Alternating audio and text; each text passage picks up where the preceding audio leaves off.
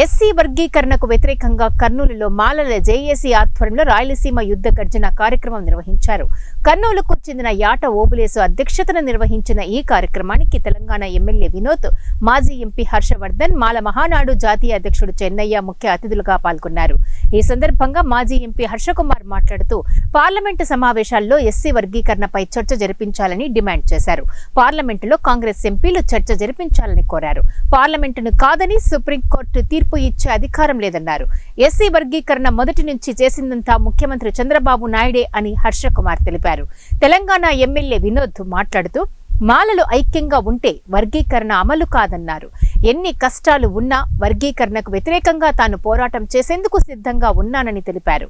పార్లమెంట్లో వర్గీకరణ బిల్లు పెడితే పాస్ అవ్వదన్నారు. ప్రభుత్వాలపై వర్గీకరణకు వ్యతిరేకంగా ఒత్తిడి తీసుకుని రావాలని ఆయన కోరారు. బడ్జెట్ సెషన్ తర్వాత ఇది కూడా బడ్జెట్ సెషన్ అని అంటారు. ఈ సెషన్లో ఖచ్చితంగా కాంగ్రెస్ పార్టీ అలాగే తెలంగాణలో ఉన్న కాంగ్రెస్ మెంబర్స్ పార్లమెంట్లో దీని మీద ఖచ్చితంగా చర్చ జరిగేటట్టు మటుకు కృషి చేయమని నేను వేడుకుంటున్నాను. మై హంబుల్ రిక్వెస్ట్, ఒక్కసారి పార్లమెంట్లో చర్చ జరిగి ఓటింగ్ పడితే సుప్రీంకోర్టు తుక్కైపోతుంది.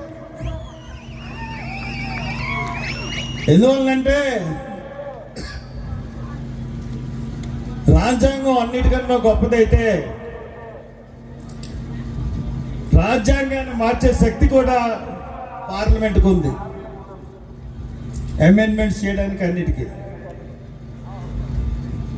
సుప్రీంకోర్టుకి పార్లమెంట్ తయారు చేసిన చట్టాలకి లోబడే తీర్పిచ్చే అధికారం ఉంది తప్పితే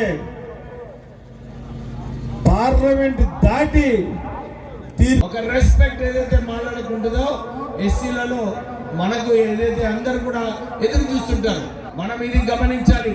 మన మాలలు అందరం కూడా ఐక్యంగా లేకుంటే ఇంతకుముందు చెప్పినట్టు మన భవిష్యత్తు ముందు కూడా చాలా కష్టంగా ఉంటుంది. అందరూ కూడా నా మీద చాలా మంది విమర్శలు చేయడం జరిగింది. ఎందుకు వివేక్ ఈ కార్యక్రమంలో పాల్గొంటున్నాడు, ఎందుకు వివేక్ ముందుకు వస్తున్నాడు అని చెప్పి చాలా మంది నాకు కొద్దిగా వెనుకకు పోమని చెప్పడం జరిగింది. కానీ నాకు అనిపించింది, అరే ఈ సమయం ఉంది, ఈ సమయంలో మనము ముందుకు రాకుంటే మన జాతికే కష్టం ఉంటుందని చెప్పి నాకు ఎన్ని కష్టాలు ఉన్నప్పటికీ కూడా నేను ముందుకు రావడం జరిగింది. ఏమైనా కానీ మనము వచ్చే రోజులలో మనము మాలా జాతికి చెందిన వాళ్ళమందరం కూడా ఒక శక్తిగా ఎదగాలి.